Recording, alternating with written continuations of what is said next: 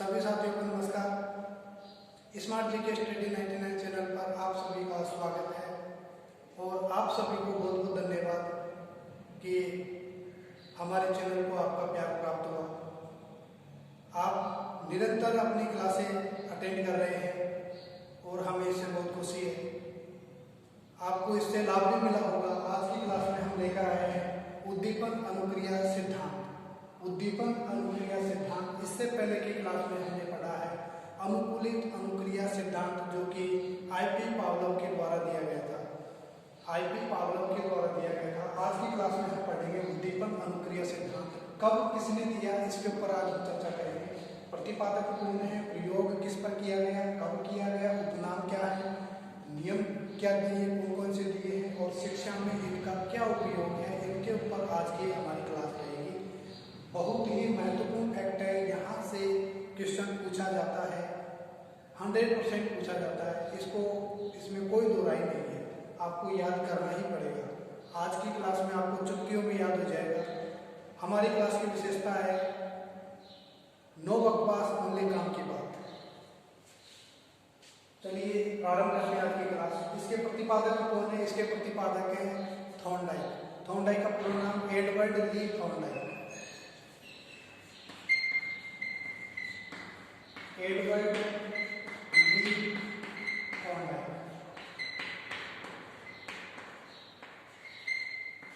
Edward ली Thorndike इसका पूरा नाम है। प्रयोग कब किया गया? प्रयोग कब किया, किस पर किया प्रयोग? सबसे पहले तो इसने बिल्ली पर किया था। थॉर्नडाइक ने प्रयोग किस पर किया था? बिल्ली पर किया था। कब किया था? 1913 ईस्वी में किया था। 1913 ईस्वी में प्रयोग किया था। किस पर? बिल्ली पर। उपनाम क्या है इसके? इस सिद्धांत के उपनाम है प्रयास त्रुटि का सिद्धांत, संयोजनवाद का सिद्धांत, बंध का सिद्धांत।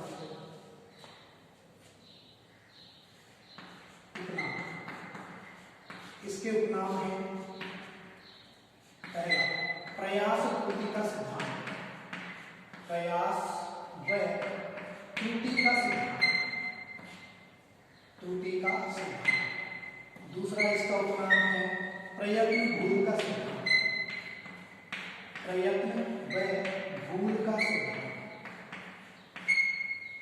प्रयत्न भूल का सिद्धांत। तीसरा इसका उपनाम है संबंधवाद का सिद्धांत,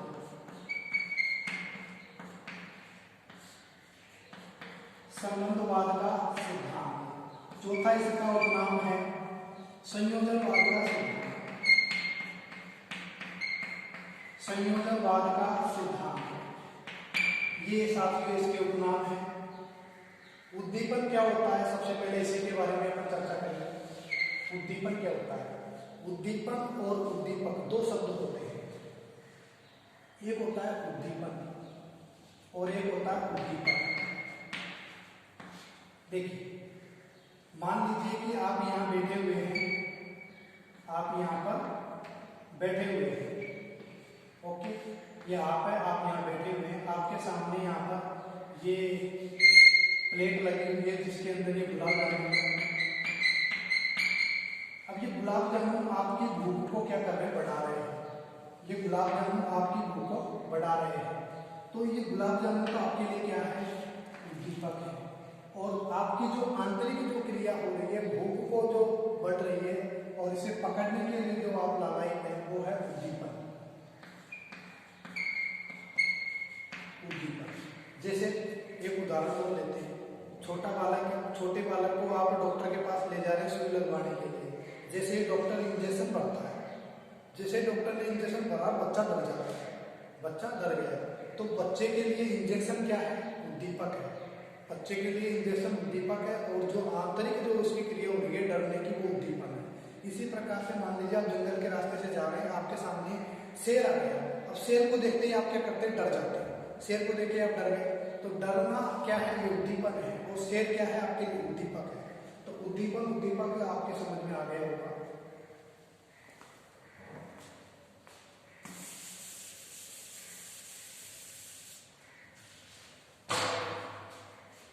तो इसके उपनाम है प्रयास त्रुटि का सिद्धांत, प्रयत्न भूल का सिद्धांत, संबंधवाद का सिद्धांत, संयोजनवाद का सिद्धांत।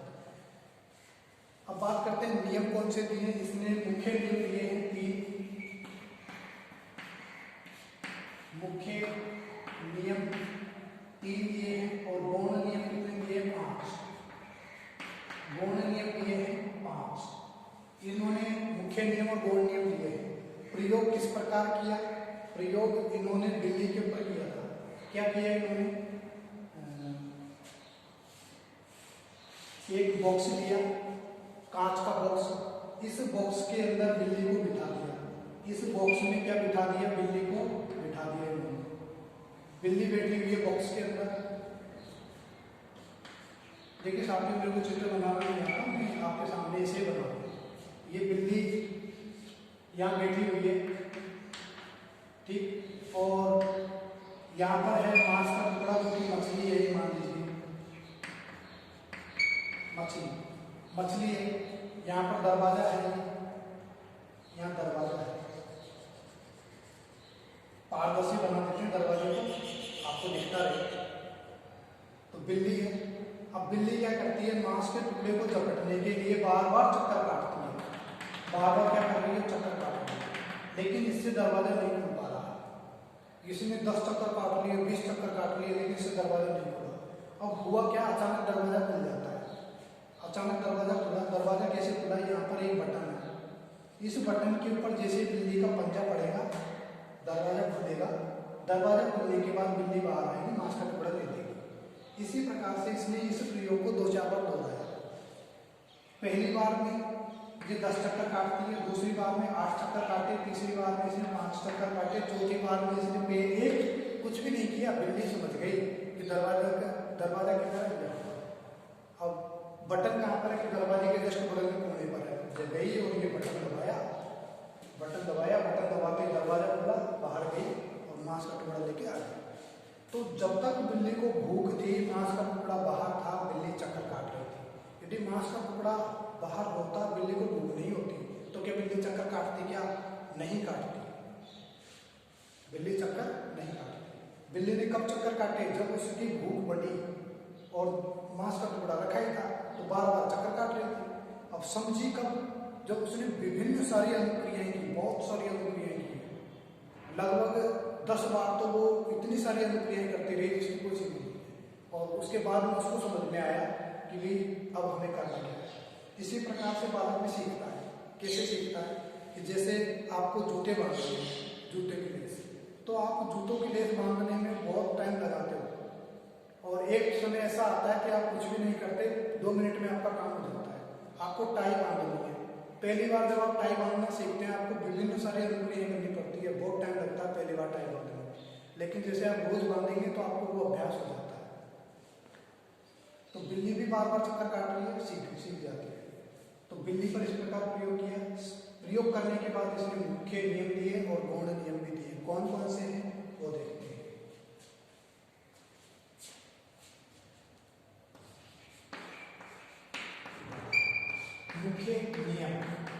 मुख्य नियम कौन कौन से हैं? मुख्य नियम है 3। कितने हैं? 3 है। एक होता है तत्परता का नियम। तत्परता का नियम, इस तत्परता के नियम को तैयारी का नियम भी बोलते हैं। इसको तैयारी का नियम भी बोलते हैं। इसको रुचि का नियम भी बोलते हैं। दूसरा है अभ्यास का नियम। अभ्यास का नियम, इसको उपयोग अनुपयोग का नियम भी बोलते हैं। उपयोग अनुपयोग का नियम भी बोलते हैं। उपयोग अनुपयोग का नियम भी बोलते हैं। और तीसरा है परिणाम का नियम। परिणाम का नियम, इसको प्रभाव का नियम भी बोलते हैं। किस नाम से? प्रभाव का नियम। इसको प्रभाव का नियम भी बोलते हैं। तत्परता का नियम क्या कहता है? तत्परता का नियम, जब तक बालक सीखने के लिए तत्पर नहीं है तब तक उसे नहीं सिखाया जा सकता। उदाहरण देते हैं, जैसे ही बालक घर आता है विद्यालय से, माँ ने कहा कि बेटा बैग रखो और आप पढ़ो, आप याद करो जो भी आपको याद करने के लिए दिया है। अब उसके साथी, वो खिड़की से देखता है कि मेरे साथी तो क्रिकेट खेलने चले गए। अब वो बार बार में देख रहा है, माता जी कह रही पढ़ो चुपचाप से, आप किताब लेके बैठे हुए हैं, अब आपको याद नहीं हो रहा। क्यों नहीं हो रहा? क्योंकि आपका ध्यान नहीं है, आपका ध्यान याद करने में नहीं है, इसीलिए आपको याद नहीं हो रहा है। तो आप तत्पर नहीं है सीखने के लिए, इसीलिए याद नहीं हो रहा। आप तैयार नहीं है, इसीलिए याद नहीं हो रहा। आपकी रुचि नहीं है, इसीलिए भी आपको याद नहीं हो रहा। एक उदाहरण बहुत बार पूछा जा चुका है, कौन सा? घोड़े को पानी पिलाने के लिए तालाब पर ले जाया जा सकता है, लेकिन पानी पीने के लिए बाध्य नहीं कर सकते। बिल्कुल सही बात है। घोड़ा है, पकड़ के रस्सी आप ले गए, लेकिन अब आप उससे कहेंगे पानी पी पानी पी पानी पी, नहीं कह सकते। क्यों? उसे प्यास होगी तो पिएगा, नहीं तो नहीं पिएगा भाई। इसका उदाहरण है घोड़े को पानी पीने के लिए। उदाहरण, घोड़े को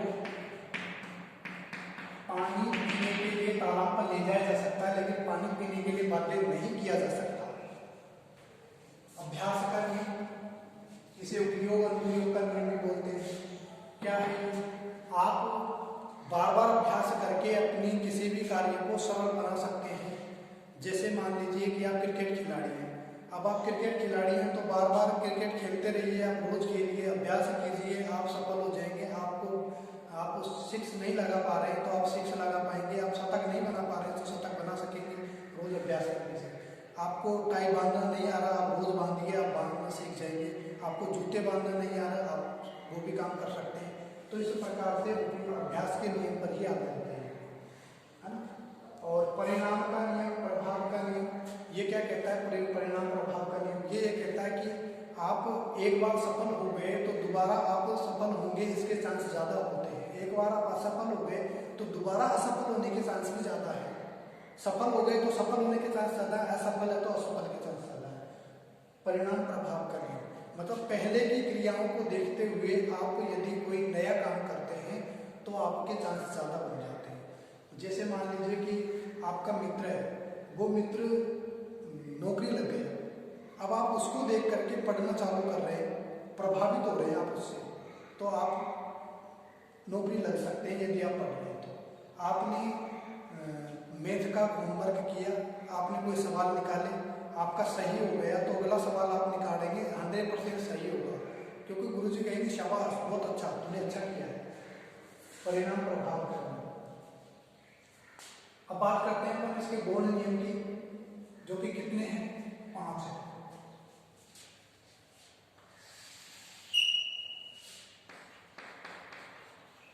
गौण नियम, गौण नियम कितने हैं? 5 गौण नियम है। पहला कौन सा है? नंबर 1, बहु प्रतिक्रिया का नियम। बहु प्रतिक्रिया का नियम, बहु प्रतिक्रिया का नियम। दूसरा कौन सा है? दूसरा है आंशिक अनुक्रिया का नियम। आंशिक अनुक्रिया का नियम, आंशिक अनुक्रिया का नियम। नंबर 3 पर है सादृश्यता का नियम। सादृश्यता का नियम। नंबर 4 आता है मनोवृत्ति का नियम। मनोवृत्ति का नियम, इसे मानसिक विन्यास का नियम भी कह सकते हैं। मानसिक विन्यास का नियम। और नंबर 5 पर आता है साहचर्य का नियम। साहचर्य का नियम, इसको हम कह सकते हैं व्यवहार परिवर्तन नियम, संबंध परिवर्तन नियम। संबंध परिवर्तन, संबंध परिवर्तन नियम। संबंध परिवर्तन नियम क्या है समझिए। बहु प्रतिक्रिया का नियम।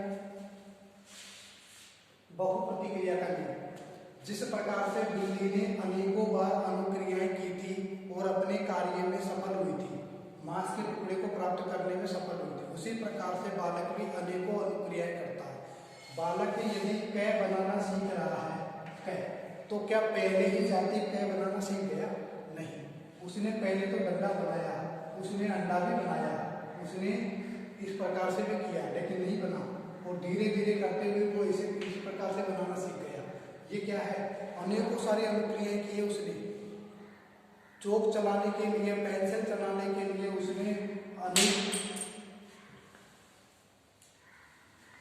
अनेकों सारी अनुक्रियाएं की है। पहले तो इसे किया होगा, इसे भी किया होगा, इस प्रकार से उससे बना हुआ। बहुप्रतिक्रिया का नियम, आंशिक अनुक्रिया का नियम, कोई सा भी पाठ होता है कंप्लीट हम एक दिन में नहीं पढ़ पाते, हम उसे छोटे छोटे खंडों में बांटते हैं, छोटे छोटे टुकड़ों में, तब हम उस पाठ को पढ़ पाते हैं। आंशिक अनुक्रिया का नियम, बिल्ली ने भी ऐसा ही किया था। पहले उसने काफी सारे चक्कर लगाए, चक्कर लगाने के बाद सोचा मैं फालतू के चक्कर लगा रही हूँ, कोई मतलब ही नहीं है। फिर वो बैठ करके सोचने लगी, फिर उसने एक चक्कर लगाया, फिर देखा मैं कहाँ से कहाँ तक गई थी, कि मैं पहले इधर से गई थी, इधर से गई थी, अब मैं इधर से जाती हूँ। तो इस प्रकार से वो गई बार बार, तब जाकर के उसको पता लगा। आंशिक अनुक्रिया का नियम, पाठ को छोटे छोटे खंडों में बांट करके पढ़ सकते हैं। सादृश्यता का नियम, सादृश्यता के नियम को आत्मीकरण का नियम भी बोलते हैं। क्या बोलते हैं?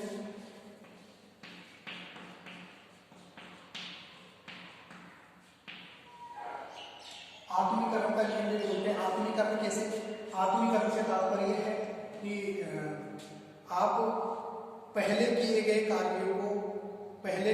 कार्यों को नवीन परिस्थिति में भी कर लेते हैं, या पूर्व ज्ञान के माध्यम से आप नवीन ज्ञान प्राप्त कर लेते हैं। आत्मीकरण का नियम, आपने किसी मित्र को साइकिल चलाते हुए देखा, आप भी साइकिल चलाना सीख गए, वो साहचर्य के नियम में आएगा।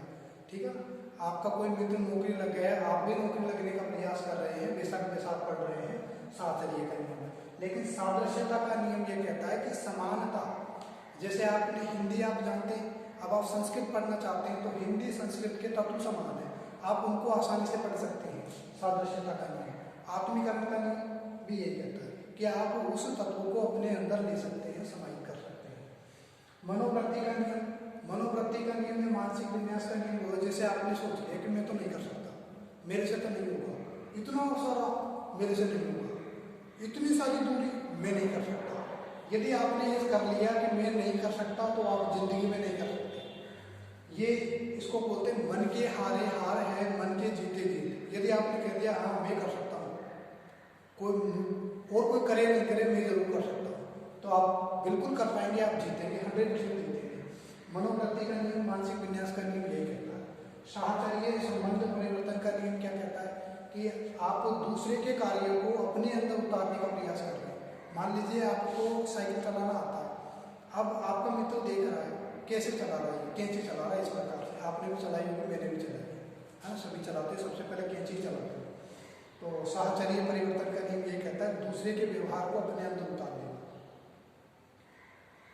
संबंध परिवर्तन, दूसरे से संबंध स्थापित। इस प्रकार से आज की क्लास में हमने पढ़ा, क्या क्या पढ़ा? प्रतिपादकों ने एडवर्ड थॉर्नडाइक प्रयोग बिल्ली पर किया, कब किया? 1913 ईस्वी में किया। कितने नियम दिए? मुख्य नियम 3 दिए हैं, गौण नियम 5 दिए हैं। शिक्षा में अनुप्रयोग अभी पढ़ेंगे। और उपनाम क्या है? प्रयोग भूल, प्रयत्न व त्रुटि का सिद्धांत बार बार प्रयत्न कर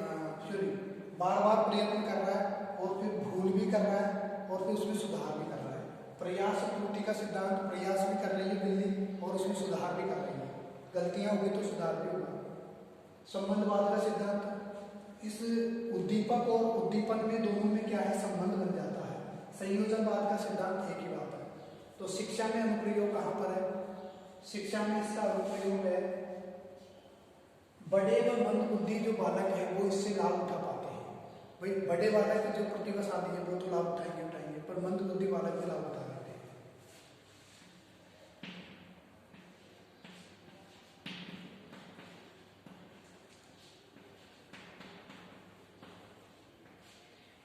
मंद बुद्धि बालक लाभ उठाते हैं।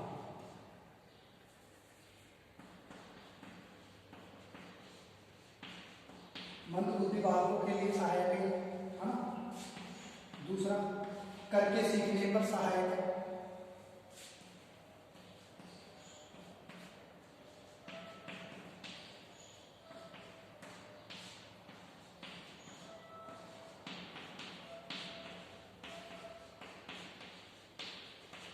करके सीखने पर बल देता है। तीसरा, प्रयास और त्रुटि पर बल देता है।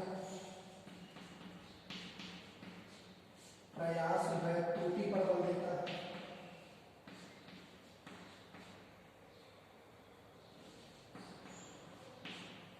प्रयास व त्रुटि पर बल देता है।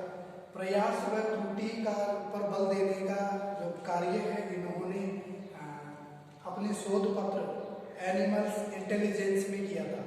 तो एनिमल्स इंटेलिजेंस किसका है? थॉर्नडाइक का है, शोध पत्र है, उसके अंदर किया था, 1898 ईस्वी में किया था। लिख देता हूँ मैं यहाँ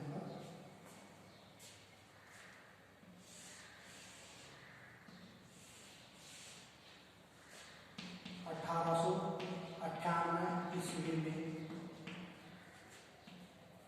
अपने शोध पत्र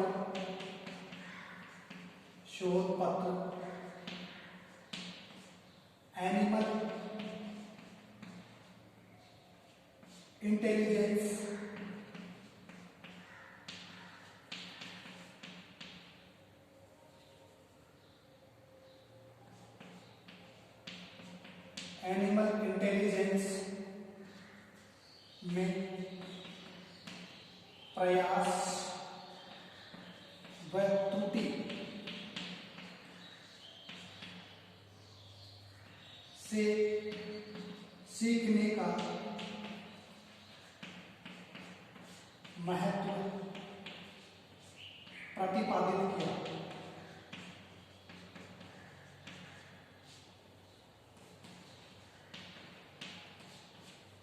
वेरी इंपॉर्टेंट फैक्टर है। तो ये उद्दीपन अनुक्रिया का जो सिद्धांत है वो किस प्रकार की अनुक्रिया पर आधारित है? ये प्रकाशित अनुक्रिया पर आधारित है।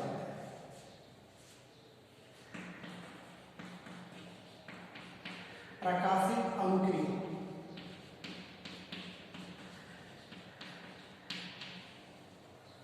अनुक्रिया पर आधारित है। प्रकाशित अनुक्रिया क्या होती है?